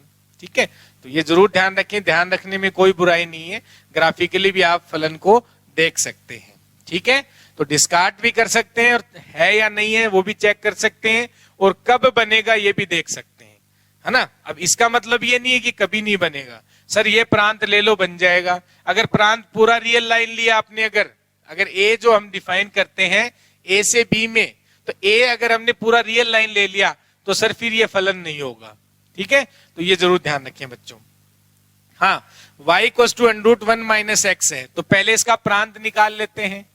तो प्रांत क्या होगा, यानी x के वो संभव मान जिनके लिए आप y निकाल सकते हैं, और y इक्वल्स टू fx हमें ये नियम दे रखा है। अब देखो, तो यहां से हमें पता है कि सर जो 1 - x है, 1 - x है, वो हमेशा ग्रेटर देन इक्वल्स टू 0 लेना है, वरना तो ये क्या आ जाएगी, काल्पनिक संख्या आ जाएगी सर, तो ये फलन नहीं बनेगा। तो यहां से देखो x, और ये क्या आ जाएगा, x है वो लेस देन इक्वल्स टू 1, तो यानी कि सर जो प्रांत है वो क्या हो जाएगा, ऐसी वास्तविक संख्याएं जो 1 से छोटी हो या 1 के बराबर हो, तो वो कौन सी हो जाएंगी सर? -∞ से 1, ये इसके प्रांत में आ जाएंगी। तो सर ये इस फलन का क्या बन जाएगा? प्रांत बन जाएगा। अब सर हमें परिसर देखना है, तो बच्चों परिसर देखना है तो यहां से हम क्या लिख सकते हैं? इसका स्क्वायर करेंगे तो sir square equal to 1 - x आ जाएगा, y स्क्वायर इक्वल टू क्या आ जाएगा? 1 - x आ जाएगा। तो अब अगर हमें x कहां से लेना है? -∞ से 1 तक, ठीक है, तो ये वैल्यू हमेशा पॉजिटिव आएगी, हाँ या ना? तो सर इसका जो ग्राफ बनता है 0 पे क्या आ रहा है बच्चों? अगर x को मैं 0 रखता हूं, तो अगर x को 0 रखेंगे तो ये 1 बन रहा है, यानी x को 0 रखे तो ये 1 बन रहा है, और जब x को 1 रखते हैं तो 0 बन रहा है। तो सर ये इस टाइप का ग्राफ आना चाहिए, ये, क्योंकि यहां देखो ना आप, ये इस टाइप से जाता है ऊपर, पूरा चलता रहता है इस टाइप से, ठीक है। और यहाँ 1 पे क्या दे रहा है? ये 1,0, और 0 पे क्या दे रहा है? ये 0,0 है, और 0 पे 1 दे रहा है। तो ये ग्राफ बनता है सर इसका, क्योंकि आप ये ड्रॉ मत कर देना, तो अगर ये ड्रॉ किया तो फिर ये फलन ही नहीं रहेगा, क्योंकि एक से ज्यादा पॉइंट पे कट कर देगा। तो इसका जो ग्राफ आएगा वो ये आता है लौट के, इसका जो ग्राफ आता है वो ये लौट के आता है, ठीक है। तो ये फलन बन जाएगा। और इसमें अगर ऐसा है तो सर यहां से जो इसका परिसर जो आएगा, परिसर क्या बन जाएगा बच्चों? परिसर पूरी y एक्सिस आ रही है कहां से? 0 से, तो सर परिसर है वो 0 से ∞। तो परिसर क्या बन जाएगा सर? 0 से ∞, ठीक है बच्चों। तो ये कुछ स्पेशल ग्राफ हैं जो आप ध्यान रख सकते हैं, एग्जाम में डायरेक्ट पूछ लिए जाते हैं, कर सकते हो इस तरीके से ध्यान रख सकते हो। 1-2 पॉइंट रख के चेक कर लिया करो, आइडिया लग जाएगा। सारे पॉइंट रखने की जरूरत नहीं है। जैसे मैंने 0 रखा तो 1 आ रहा था, तो 0 पे 1 दे दिया, और 1 पे 0 आ रहा था, तो इस टाइप से हमें ध्यान रख सकते हैं, याद भी रख सकते हैं, ठीक है। जैसे आपको यहाँ 2 रखो, सॉरी -2 रखो, तो -2 रखोगे तो क्या आएगा? 3, तो यानी इधर, तो यूं बढ़ता जाएगा। फिर आप -4 रखो तो 5, यूं बढ़ता जाता है। ये इधर नहीं आता है ग्राफ, थोड़ा ऐसा बना ले, बढ़ता जाता है हमेशा, यूं बढ़ता जाएगा। जो जो आगे चलोगे तो यूं बढ़ता जाता है, ये यूं बनता है, ठीक है। यानी x बढ़ेगा, इधर y की वैल्यू बढ़ती जाएगी, ये ध्यान रखना। x बढ़ेगा तो जैसे जैसे आप x इधर बढ़ा रहे हो नेगेटिव साइड में, तो जैसे जैसे x की वैल्यू नेगेटिव रखते जाओगे तो ये वैल्यू बढ़ती जाएगी, तो ये वैल्यू बढ़ती जाएगी, यानी y की वैल्यू। तो ये ऐसे इस टाइप से ग्राफ बनता है इसका, ठीक है। तो ध्यान रख सकते हैं इसको। नेक्स्ट लिखें, तो ये इसका प्रांत हो गया -∞ से 1, और इसका जो परिसर है वो 0 से ∞ हो गया। इसका जो परिसर है वो 0 से ∞ हो गया, ठीक है। अब हम कुछ फलन के टाइप्स पढ़ते हैं, उससे पहले हम कुछ फलन कितने होते हैं वो काउंट करते हैं। ए से बी में अगर ए के पास एलिमेंट है और बी के पास कुछ एलिमेंट है, तो उनपे कितने फलन बनाए जा सकते हैं, ऐसे भी एग्जाम में क्वेश्चन बनते हैं। तो ये हमने कुछ बेसिक क्वेश्चन किए हैं, और भी आगे करते रहेंगे, तो पहले कुछ थोड़ा थ्योरी पढ़ लेते हैं। देखो, तो सर फलन जब भी चेक करना है तो हम क्या देखेंगे? अगर हमें ग्राफ पता है तो y एक्सिस के पैरेलल लाइन ड्रॉ कर लेंगे, वहां से बता सकते हैं कि किस जो प्रांत में वो फलन बन रहा है कि नहीं बन रहा है, यानी प्रांत डिसाइड कर सकते हैं उससे भी हम। या फिर हम प्रांत डिसाइड करने के लिए हमारे पास जिस भी x के मानों के लिए y का मान निकल जाए तो वो सारे उसके प्रांत में आ जाते हैं, ठीक है। और जो y के मान होते हैं वो क्या हो जाता है? उनके परिसर का समुच्चय हो जाता है। तो ये सारी चीजें हमने देख ली थी, ठीक है। अब देखो, नेक्स्ट हमें एक इसका आर्टिकल लिख लो कि यदि a में अवयवों की संख्या अगर मान लो m है, तथा b में अवयवों की संख्या अगर n है, a में अगर अवयवों की संख्या m है तथा b में अवयवों की संख्या n है, तब लिख लो इसको, तब a से b पर कितने फलन संभव हैं? तब a से b पर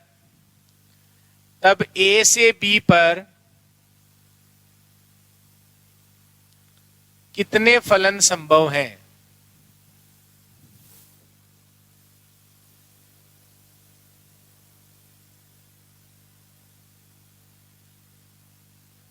तब a से b पर कितने फलन संभव हैं? तो ये ध्यान दें। तब ए से बी पे कितने फलन संभव हैं? आप एक बात बताओ, इधर ध्यान दो सभी बच्चों। मैंने आपको क्या कहा था कि अगर ए है तो ए में मान लो यहाँ पे मेरे पास एलिमेंट है कितने m, तो a1 a2 a3 और ये मेरे पास am एलिमेंट हो गए, ठीक है। और यहाँ पे जो मेरे पास जो दूसरा समुच्चय है उसमें मेरे पास b में जो एलिमेंट है वो n है, तो इसको मैंने b1 b2 और ये मैंने bn मान लिए। और a से b में कितने फलन हम बना सकते हैं ये हमें पूछा गया है। तो आप एक बात बताओ, मैंने आपको रूल बताया था फलन का, तो फलन कब बनता है? तो सर हमने दो कंडीशनें पढ़ी थी वहां पे कि जो a के प्रत्येक अवयव का प्रतिबिंब होना चाहिए, तो इधर कोई भी अवयव ऐसा नहीं रहना चाहिए जिसका प्रतिबिंब ना हो, पहली बात तो। और फिर से दूसरा रूल क्या था कि किसी भी अवयव के दो प्रतिबिंब नहीं होना चाहिए, यानी कोई भी अवयव जो है वो दो पे नहीं जाना चाहिए, ये रूल होता है। इसका मतलब ये हुआ सर इस A1 के पास कितनी चॉइस है? भाई A1 जो है मेरा B1 पे भी जा सकता है, B2 पे भी जा सकता है, Bn पे भी जा सकता है, तो सर इसके पास तो n चॉइस है, ये तो n चॉइस रखता है, यानी कहीं भी जा सकता है, ये तो बिल्कुल जा सकता है भाई, ये कहीं भी मैप हो सकता है। मान लो अगर तीन एलिमेंट लेता मैं यहाँ पे, भाई यहाँ A1 होता, A2 होता, A3 होता, और यहाँ मान लो मेरे पास B1 B2 और B3 होता, तो मैं क्या करता? तो सर A1 को मैं यहाँ भी भेज सकता हूँ, या यहाँ भी जा सकता है, यहाँ भी जा सकता है। उसके पास कितनी चॉइस है? तीन चॉइस है, बिल्कुल ठीक है। अब सर A2 के पास कितनी चॉइस है? सर A2 के पास भी तीन चॉइस है, वो भी कहीं जा सकता है, वो यहाँ भी जा सकता है, यहाँ भी और यहाँ भी, क्योंकि ये दो एलिमेंट एक पे नहीं, यहाँ से जो जो A2 है वो या तो B1 पे चला जाएगा, या A2 है वो B2 पे चला जाएगा, या A2 है वो B3 पे चला जाएगा, यानी उसके पास भी पूरी फुल चॉइस है कि वो कहीं भी मैप हो सकता है, कोई रेस्ट्रिक्शन नहीं है। इसका मतलब ये हो गया सर इसके पास भी n चॉइस है, इसके पास भी n चॉइस है, भाई ये तो कहीं मैप हो सकते हैं ना, कोई रेस्ट्रिक्शन नहीं है। भाई ऐसा तो नहीं है ना कि ये जो एलिमेंट जहां मैप हो गया तो वहां ये मैप नहीं हो सकता, ऐसा कोई रूल नहीं है, बिल्कुल हो सकते हैं सर, सारे के सारे है वो एक एलिमेंट पे भी जा सकते हैं सर, कोई फर्क नहीं पड़ रहा। लेकिन इधर से जो एक अवयव है वो दो एलिमेंट पे एक साथ मैप नहीं हो सकता, तब वो फलन नहीं रहेगा। इसका मतलब तो ये हुआ सर इसके पास भी n चॉइस है, इसके पास भी n चॉइस है, कहीं भी जा सकता है, और इसके पास भी सर n चॉइस है। तो सर टोटल कितने फंक्शन बने? तो सर यहां से हम लिख सकते हैं कुल नंबर ऑफ फंक्शन जो बनेंगे n इंटू कितने टाइम? m टाइम, क्योंकि सर यहाँ कितने एलिमेंट हैं? m एलिमेंट हैं, तो सर ये m टाइम हो गया, कितने टाइम? m टाइम, यानी m बार। तो sir n into n time है, तो इसको तो मैं ये भी तो लिख सकता हूं n की पावर m, सर इसको मैं n की पावर m भी तो लिख सकता हूं। भाई 2 अगर 4 बार है तो 2 इंटू 2 इंटू 2 इंटू 2 लिखो, या 2 की पावर 4 लिख दो सीधा ही, तो 2 की पावर 4 16 हो जाएगा, 2 इंटू 2 इंटू 2 इंटू 2 करोगे तब भी 16 आएगा। तो ऐसे ही मैंने लिखा है n है वो मेरा m टाइम मल्टीप्लाई हो रखा है, तो n की पावर m लिख सकते हैं इसको। तो सर इसका मतलब क्या हुआ कि अगर a से b में टोटल फलन कितने बनेंगे? n की पावर m बनेंगे। और n क्या है? n सर b में अवयवों की संख्या है, और m क्या है? a में अवयवों की संख्या है। तो सर इसको हम ऐसा भी लिख सकते हैं कि b में अवयवों की संख्या की पावर a में अवयवों की संख्या, ये टोटल नंबर ऑफ फलन बनते हैं a से b में। कितने? a से b में। तो सर यहाँ 3 से 3, ये 3 एलिमेंट है और 3 एलिमेंट है, तो 3 की पावर 3 यानी 3 की पावर 3 यानी 27 फलन बन सकते हैं सर। कितने? 27 फलन बन सकते हैं। तो ये फलनों की संख्या है। तो कितने फलन संभव हैं? n की पावर m, सर b के अवयवों की संख्या की पावर a के अवयवों की संख्या, इतने टोटल नंबर ऑफ फलन हम बना सकते हैं किसी भी a से b में। समझ आ गया कैसे बना सकते हैं? कि सर इन सब के पास n चॉइस है, कहीं भी मैप हो सकता है कोई भी। हाँ, एक अवयव एक साथ दो पे मैप नहीं हो सकता, एक अवयव है वो दो एक साथ दो पे नहीं जा सकता। ऑब्वियस सी बात है ना भाई, A1 यहां मैप कर दिया आपने B1 पे, अब A1 को आप B2 पे नहीं मैप कर सकते, वो दूसरे फलन में कर देंगे, क्योंकि यहाँ A1 को B1 पे मैप कर दिया तो सर हम दूसरा जब बनाएंगे ना, वहां हम A1 को, या B1 है, यहाँ A1 को हम B2 पे मैप कर देंगे, हाँ या ना। लेकिन यहाँ ऐसा नहीं करना है कि A1 को एक साथ B1 पे भी मैप कर दिया, B2 पे भी नहीं, इनमें से किसी एक पे मैप हो सकता है वो, वरना तो फिर वो फलन नहीं रहेगा भाई, ये भी ध्यान रखना है। तो फलन हमें बना के रखना है, वो भी ध्यान रखना है, ठीक है। तो अब इसके जो टाइप हैं वो ध्यान लिखो। तो नेक्स्ट लिखो फलनों के प्रकार, नेक्स्ट लिखो टाइप ऑफ फंक्शन, यानी फलनों के प्रकार, जिसमें सबसे पहला फलन आता है एक एक की फलन, यानी वन वन फलन। तो सबसे पहला जो फलन है, टाइप है, वो है एक एक की फलन, यानी वन वन फलन। तो लिख लो, तो वन वन फंक्शन क्या होता है, तो एक एक की फलन। तो नेक्स्ट लिखें, तो टाइप्स ऑफ फंक्शन यानी फलन के प्रकार। तो फलनों के जो प्रकार हैं वो हम लिखते हैं, इनसे भी एग्जाम में क्वेश्चन पूछ लिया जाता है, ठीक है बच्चों। तो इस तरीके से हमें क्वेश्चन पूछ लिया जाता है। तो लिखें फलनों के प्रकार। तो फर्स्ट फलन लिखें एक एक की फलन, फर्स्ट लिखें एक एक की फलन, एक एक की फलन, और इसको इंग्लिश में कहते हैं one one function, one one function.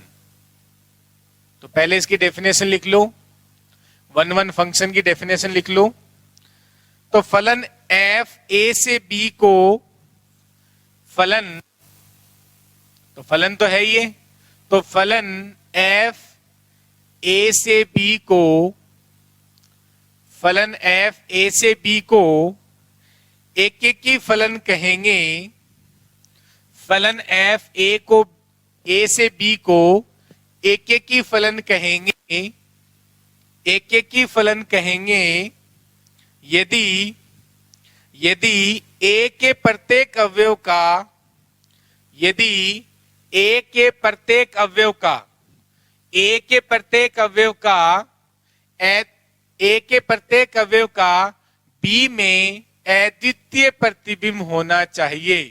तो लिख लें a के प्रत्येक अवयव का b में अद्वितीय तथा भिन्न, अद्वितीय तो होता ही है वरना तो फलन ही नहीं रहेगा सर, तो अद्वितीय तथा भिन्न प्रतिबिंब विद्यमान होना चाहिए। भिन्न प्रतिबिंब, ये लिख ले भाई, भिन्न प्रतिबिंब।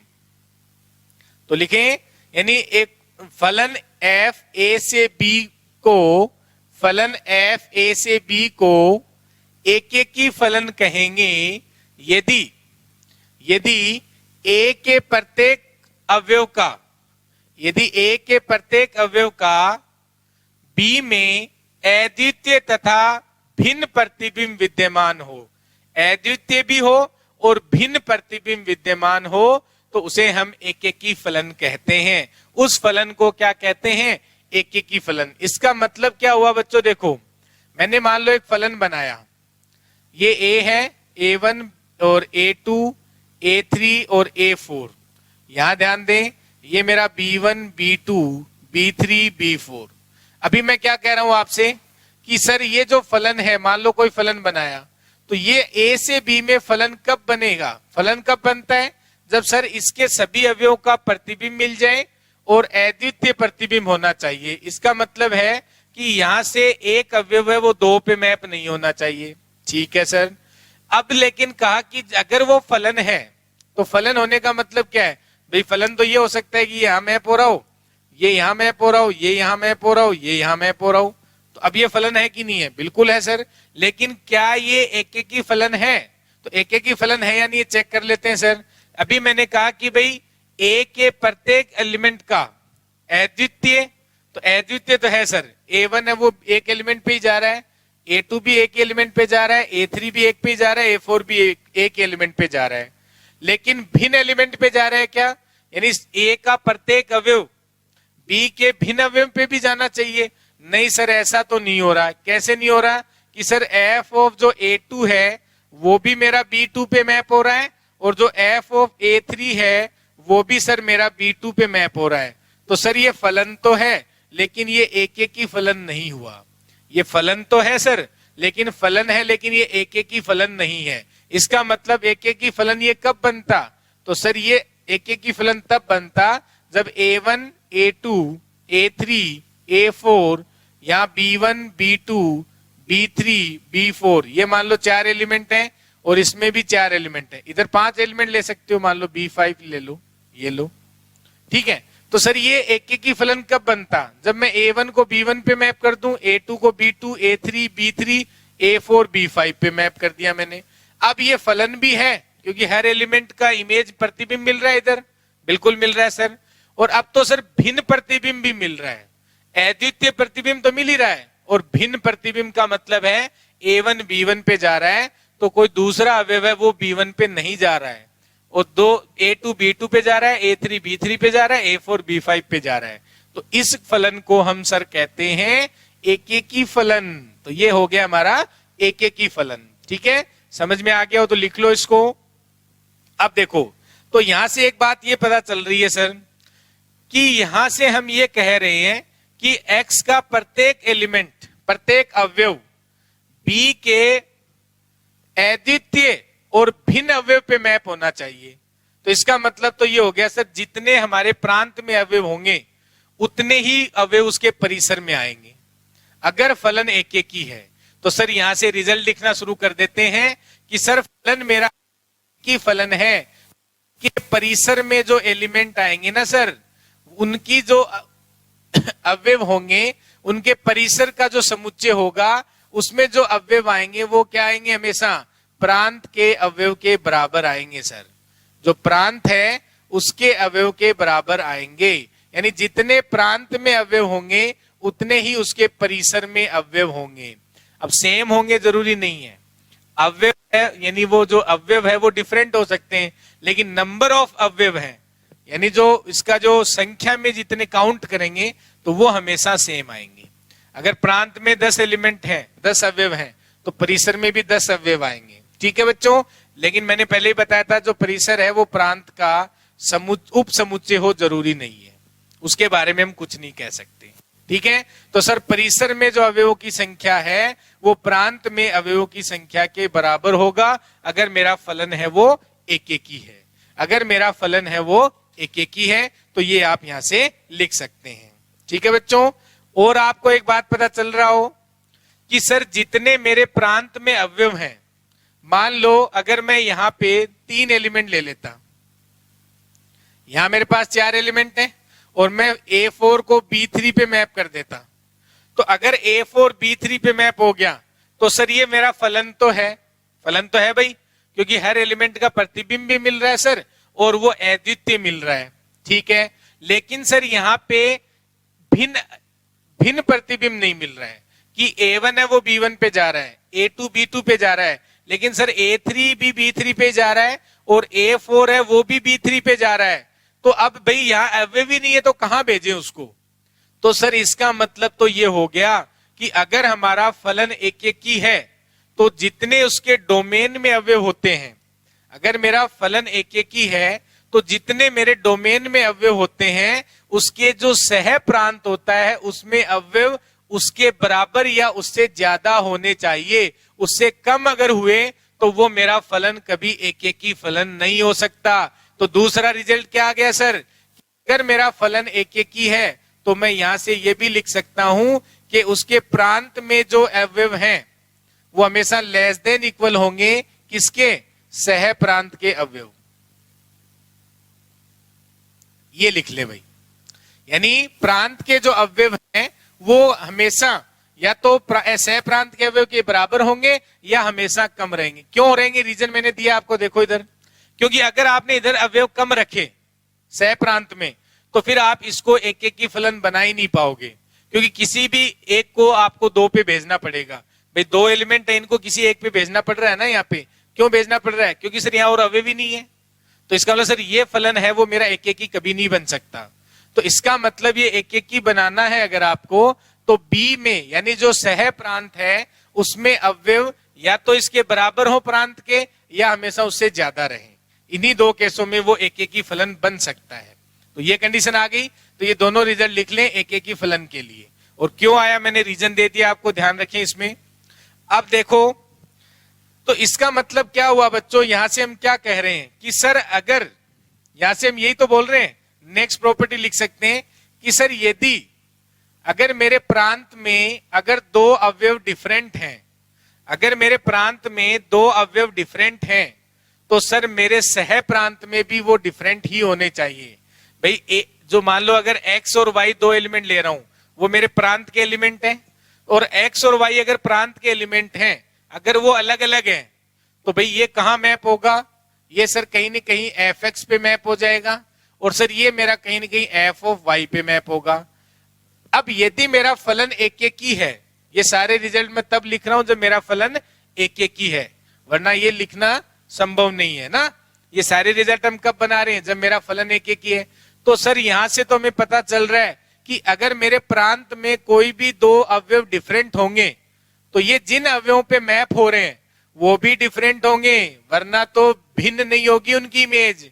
तो सर अगर x y के इक्वल नहीं है, तब fx है वो fy के इक्वल नहीं होगा।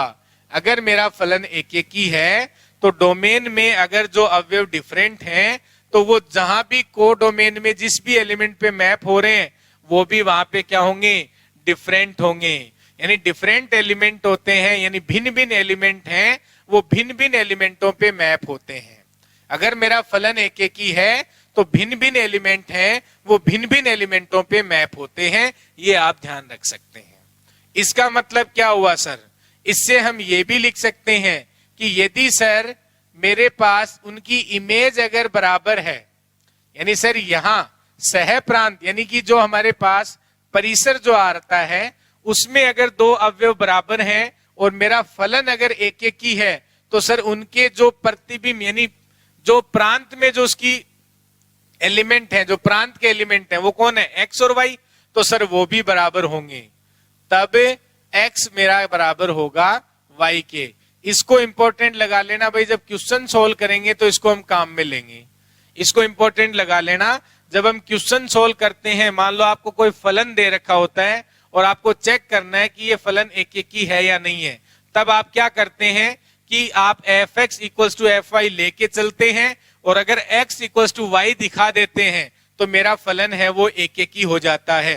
मेरा फलन है वो एक, ऑब्वियस ही बात है भाई, अगर इधर डिफरेंट होंगे तो इधर भी डिफरेंट होंगे सर, अगर इधर बराबर हो जाएंगे तो जो मैप हो रहे हैं वो भी बराबर हो जाएंगे सर, अगर मेरा फलन एक एक ही है। ध्यान रहे मैं इस कंडीशन लिख रहा हूं एक एक ही फलनों के लिए, ठीक है। तो इसको आप बिल्कुल हमेशा ध्यान रखें, जब भी क्वेश्चंस करेंगे ये सबसे इंपॉर्टेंट होगा अपने लिए, कि सर अगर F X equal to F Y लेके चलेंगे उस फलन में, और अगर हम एक्स इक्वल टू वाई दिखा पाए, तो फलन मेरा एक एक ही हो जाएगा, वरना फलन एक एक ही नहीं होगा। और जो फलन एक एक ही नहीं होता है उसे हम बहु एक एक ही फलन कहते हैं। जो फलन मेरा एक एक ही नहीं होता है उसे हम बहु एक एक ही फलन कहते हैं, ठीक है बच्चों। तो इसको लिख लो, और इसकी जो ग्राफिकली डेफिनेशन है वो भी आप लिख सकते हैं। इसके जो ग्राफिकली डेफिनेशन है कि जैसे हमने फलन को कैसे चेक किया था ग्राफ से, कि वो फलन कब बनता है कब नहीं बनता है, तो देखें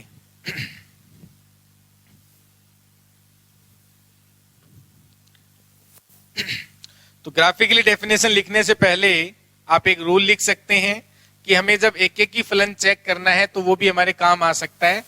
अगर हमें जब अवकलनीयता पढ़ लेंगे, जब यानी डिफरेंशिएशन चेक करना, यानी कि किसी भी फलन का अवकलन कैसे निकाला जाता है, डेरिवेटिव कैसे किया जाता है, अगर ये हमें आता है तो वहां से हम वन वन फंक्शन है वो यानी चेक कर सकते हैं आराम से।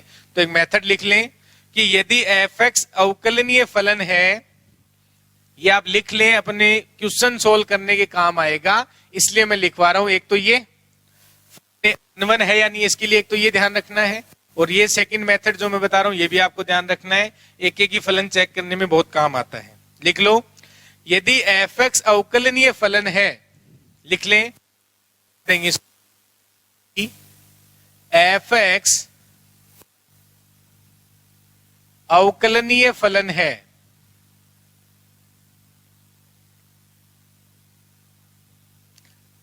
यदि एफ एक्स अवकलनीय फलन है, तथा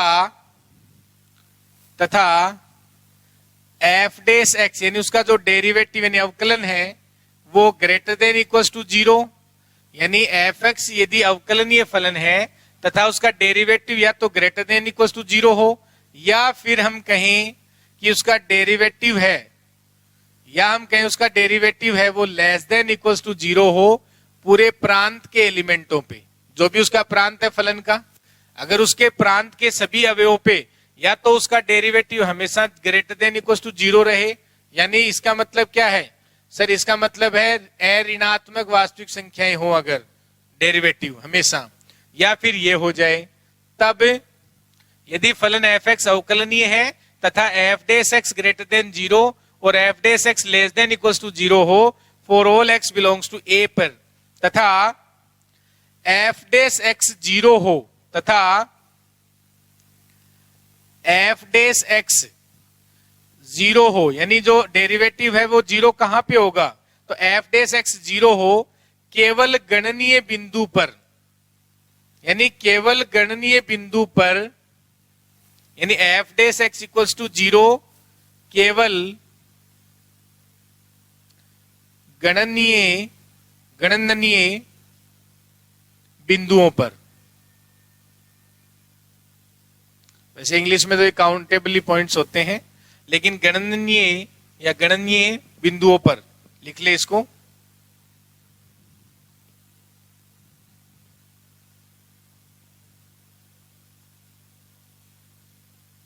तो गणनीय बिंदु का मतलब क्या होता है, जिनको हम गिन सकें यानी काउंट कर सकें, अगर उन्हें यानी कि जो जिन एलिमेंटों को अपन गिन सकें उतने ही पॉइंटों पे अगर डेरिवेटिव 0 आता है तो तब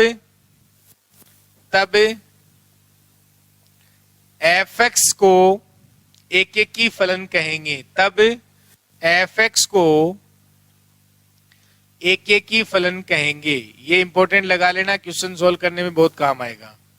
एक एक की फलन कहेंगे। अभी हमें अगर ये रूल नहीं आता है तो कोई बात नहीं है, जब अपन अवकलनीय पढ़ लेंगे तो अवकलनीय तो पढ़ेंगे अपन, पहले सीमा फिर सातत्यता फिर अवकलनीयता पढ़ेंगे तो उस टाइम काम आ जाएगा। तो अभी लिखने में कोई बुराई नहीं है, आप लिख के रख सकते हैं। तो अभी डेरिवेटिव नहीं निकालना आ रहा है तो कोई बात नहीं है, ठीक है। लेकिन जब डेरिवेटिव निकालना सीख लेंगे तब आप इस रूल को ले सकते हैं काम में, क्योंकि इसने क्या कहा कि अगर मान लो, अब एग्जाम्पल से सीख सकते हैं। देखो, अगर मेरे पास फंक्शन है F X equal to X cube और मेरे को चेक करना है ये मेरा फलन है वो अवकलनीय है, सॉरी एक एक की फलन है या नहीं है। तो एक एक की फलन है या नहीं है तो सर इसका डेरिवेटिव तो मेरे को करना आता है। तो एफ डेस एक्स है वो 3x स्क्वायर हो जाएगा सर। अब सर एक्स स्क्वायर है तो हमेशा पता है कि ये जो वैल्यू आती है ये भाई स्क्वायर है, तो सर ये ग्रेटर देन इक्वल टू 0 होगी। ये जो वैल्यू है वो ग्रेटर देन इक्वल टू 0 होगी सर हमेशा। तो सर इसका जो डेरिवेटिव है, या तो मैंने देखो क्या बताया, अगर फलन अवकलनीय है तथा उसका डेरिवेटिव या तो हमेशा ग्रेटर देन इक्वल टू 0 रहे या फिर लेस देन इक्वल टू 0। तो यहां sir greater than equal to 0 रह रहा है तो इस कंडीशन को सेटिस्फाई कर रहा है। और ये 0 कहां होगा भाई, तो मेरा डेरिवेटिव है वो 0 कहां होगा, तो सर ये तो केवल 0 पे 0 होगा और कहीं 0 नहीं होगा। तो यानी फाइनाइट पॉइंट पे 0 हो रहा है कि नहीं हो रहा है, यानी सर फाइनाइट पॉइंट यानी गणनीय बिंदुओं पे 0 हो रहा है सर। तो यानी सर ये जो डेरिवेटिव है वो केवल और केवल 0 पे 0 हो रहा है और कहीं 0 नहीं होगा। तो सर ये जो मेरा फलन एफ एक्स है वो मेरा क्या बन जाएगा, एक एक की फलन बन जाएगा। इससे मैं वेरीफाई कर सकता हूं, यानी उसका डेरिवेटिव है वो मेरा हमेशा ग्रेटर देन इक्वल टू 0 रह रहा है सर, और 0 पे केवल 0 आ रहा है। तो एक ही बिंदु है तो वो तो गिन सकते हैं अपन, है ना। तो अगर फाइनाइट नंबर हो या फिर जिनको हम काउंट कर सके, ऐसे बिंदु अगर उनपे अगर डेरिवेटिव 0 हो और डेरिवेटिव है वो हमेशा ग्रेटर देन इक्वल टू 0 रहे, किसके लिए, फॉर ऑल एक्स के लिए। तो हमें पता है सर ये हमेशा पॉजिटिव ही रहता है इसका डेरिवेटिव। तो सर इस फलन को हम क्या कह देंगे, एक एक की फलन कह देंगे। इस फलन को हम क्या कह देंगे, एक एक की फलन कह देंगे। तो ये आप ध्यान रख सकते हैं, ठीक है बच्चों। ऐसे फलन, अब देखो बहु एक एक की फलन कौन से होते हैं, जो एक एक की फलन नहीं होते हैं, ठीक है। तो इसको जब अपन ग्राफिकली कैसे देखते हैं वो और लिख लेते हैं, फिर आज यहीं तक करेंगे। तो एक लास्ट में लिख लें कि जब फलन है मेरा वो एक एक की फलन है या नहीं, अगर मेरे को ग्राफ पता है तो हम कैसे देखेंगे। जैसे मैंने आज कुछ फलन बनाए थे, उनके ग्राफ मैंने बताए थे आपको, तो आपको चेक करना हो ग्राफ से कि वो फलन मेरे एक एक ही फलन है या नहीं है, तो कैसे चेक कर सकते हैं? तो लिख ले आप दो डेफिनेशन। फलन है या नहीं है, वो एक एक ही फलन नहीं है तो कैसे बता सकते हैं, और कब होगा वो भी लिख सकते हैं। तो लिखें पहले, यदि एक रूल लिख लें, यदि एक्स एक्स के समांतर कोई रेखा, यदि नोट के भी लिख सकते हो, ये अब देखो फलन है तब अपन वाई एक्स के समांतर रेखा खींचते हैं। अब अगर वो फलन बन गया और उसको हमें एक एक की आच्छादक फलन चेक करना है, तो फिर हम हमेशा लाइन है वो क्या करते हैं, एक्स एक्स के पैरेलल ड्रॉ करते हैं। किसके एक्स एक्स, यानी एक्स एक्सेस के पैरेलल ड्रॉ करते हैं सर। तो यदि एक्स एक्स के समानांतर कोई रेखा ग्राफ को एक से अधिक बिंदु पर काटती है, लिख लें, यदि एक्स एक्स के समानांतर कोई रेखा ग्राफ को एक से अधिक बिंदु पर काटती है, ग्राफ को एक से अधिक बिंदु पर काटती है, तो वह एक एक की फलन नहीं होता है, तो वह एक एक की फलन नहीं होता है। इसके लिए आप एग्जाम्पल लेते हैं बच्चों, मैंने आपको y = x² बताया था, और सर इसका जो ग्राफ हमें जो देखा था वो ये होता है सर, ये 0 पे 0 आएगा, भी अच्छे से बना ले ना। तो सर अगर मैं इसमें x एक्सिस के पैरेलल अगर लाइन ड्रॉ करूं, समानांतर रेखा, तो x एक्सिस के समानांतर ये रेखा हो गई, तो सर ये तो इस ग्राफ को 2 पॉइंट पे काट रही है कि नहीं काट रही है, तो सर ये मेरा फलन है वो एक एक ही फलन नहीं होगा। डायरेक्ट बता सकते हो कि सर ये मेरा फलन है वो एक एक ही फलन नहीं होगा, क्योंकि ये जो इस ग्राफ को एक से ज्यादा पॉइंट पे कट कर रही है। तो फिर ग्राफ से हम एक एक की फलन कब बता सकते हैं, वो और लिख लो सेकंड डेफिनेशन, वो और लिख लो सेकंड डेफिनेशन जो होगी, अगर कोई फलन है वो एक एक ही फलन नहीं होगा, कब, यदि वो एक्स एक्स के पैरेलल कोई लाइन ड्रॉ कर रहे हो, अगर वो उसको एक से ज्यादा पॉइंट पे कट कर रही है, तो ये क्या नहीं होगा, ये क्या नहीं होगा, एक एक ही फलन नहीं होगा। ये अब आप बता सकते हैं। फिर कब होगा वो लिख लो, तो लिख लो नेक्स्ट, यदि एक्स एक्स के समानांतर कोई रेखा, यदि एक्स एक्स के समानांतर कोई रेखा ग्राफ को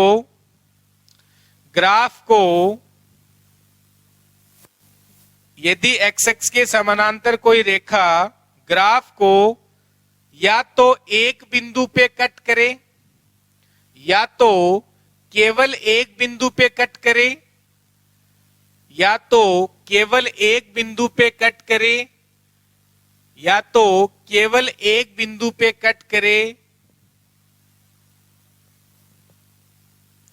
या किसी भी बिंदु पे कट ना करे, या किसी भी बिंदु पे कट ना करे, या किसी भी बिंदु पे कट ना करे, तो उस ग्राफ को, यानी उस ग्राफ को एक एक की फलन कहते हैं, उस ग्राफ को एक एक की फलन कहते हैं, उस ग्राफ को एक एक की फलन कहते हैं।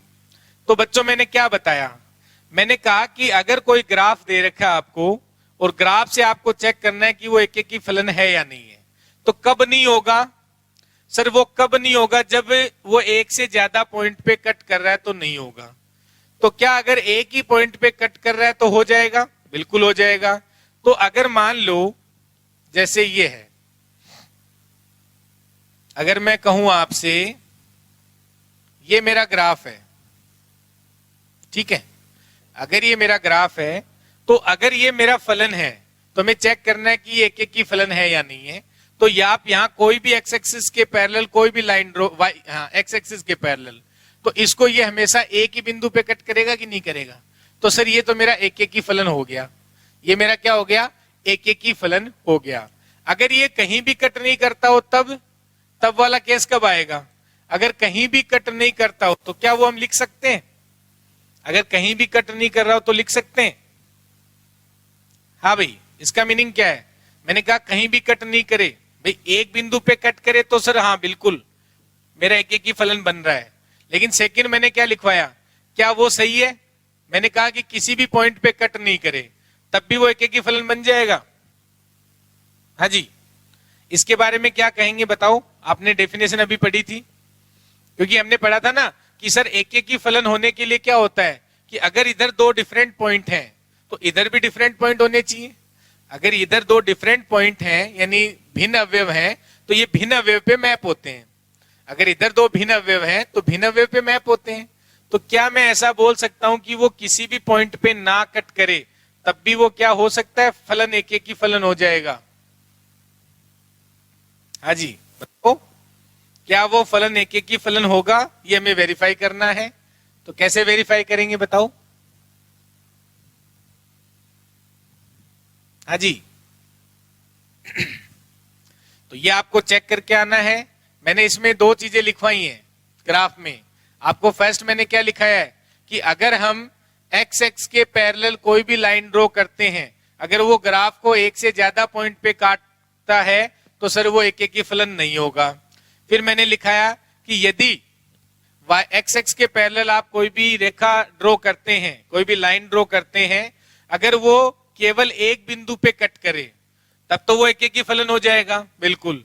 अगर वो कट ना करे तब की बात क्या कहेंगे? तो वो फलन होगा कि नहीं होगा, ये हमें चेक करना है। बताओ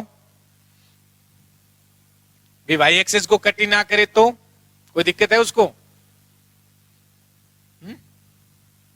भाई फलन तो है, फलन है इसका मतलब ये तो है कि हर एलिमेंट का प्रतिबिंब मिल रहा है सर, उसको हर एलिमेंट का प्रतिबिंब मिल रहा है। तो आप एक बात बताओ, अभी मैंने आपको एक एग्जांपल दिया था अगर आपको याद हो, A1 A2 A3 और इधर A4 था और इधर मेरा था B1 B2 B3 B4 और B5। मैंने कहा था कि भाई ये ध्यान रखना है, अगर मैं A1 को B1 पे मैप करता हूं, A2 को B2 पे मैप करता हूं, A3 को B3 पे, A4 को B4 पे मैप करता हूं, हाँ या ना? तो अब क्या कर रहा हूं मैं सर कि A1 की इमेज B1 है, A2 की इमेज B2 है, A3 B3 पे जा रहा है, A4 B4 पे जा रहा है। अब B5 जो है वो किस में है? मेरा Y एक्सिस पे ही तो है। जो B5 है वो कहाँ है? Y एक्सिस पे। लेकिन सर इसको तो कट ही नहीं कर रहा कोई भी पॉइंट है, यानी कोई भी पॉइंट इस पे नहीं जा रहा है ना। तो कोई भी पॉइंट इस पे नहीं जा रहा है तो इसको कोई तकलीफ नहीं है, यानी यहां पॉइंट रह सकता है, यहां पॉइंट रह सकता है, भले ही वो कट ना करे तब भी वो एक एक की फलन होता है। तो ध्यान रखें एक एक की फलन कब होता है कि अगर हम एक्स एक्सिस के पैरेलल कोई भी लाइन ड्रॉ करते हैं तो वो उस ग्राफ को या तो एक बिंदु पे कट करे या फिर कहीं भी कट नहीं करे, तो वो फलन मेरा क्या हो जाएगा? एक एक की फलन हो जाएगा। ये आप ध्यान रखें, ठीक है बच्चों? तो ये हमारा फलन क्या हो जाएगा? एक एक की फलन। तो कल हम इसके काउंटिंग लिखेंगे आते ही, और फिर जो आच्छादक फलन है उसके बारे में डिस्कस करेंगे। तो आज हम इतना ही रखते हैं। तो इस तरीके से देखो, जो ये जो टॉपिक्स हैं, फलन है, सीमा, तो फलन वाला टॉपिक है वो अच्छे से अगर आप कवर कर लेते हैं, ग्राफ वगैरह अपन सीखेंगे साथ साथ में, क्योंकि ग्राफ में कुछ ही फंक्शन के आपको बताऊंगा वो आपको ध्यान रखने हैं, वो डायरेक्ट एग्जाम में पूछ लिए जाते हैं और उनसे फिर हमें सीमा निकालना, उसकी अवकलनीयता निकालना या उसकी कंटिन्यूटी यानी कि सातत्यता निकालना, ये चीजें आसान हो जाएंगी। इसलिए हम फलन को थोड़ा अच्छे से पढ़ेंगे ताकि वो चीजें और आसान हो जाएंगी। ठीक है बच्चों, थैंक यू, मिलते हैं नेक्स्ट क्लास में।